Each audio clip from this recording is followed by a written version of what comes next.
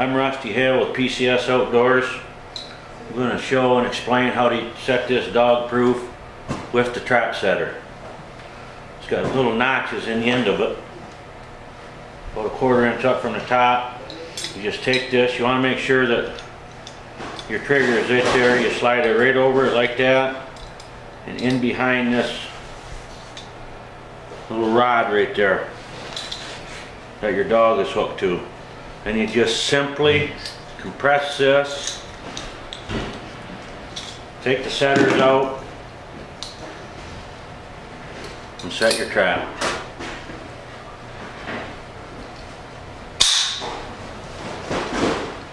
You can get these at PCS Outdoors.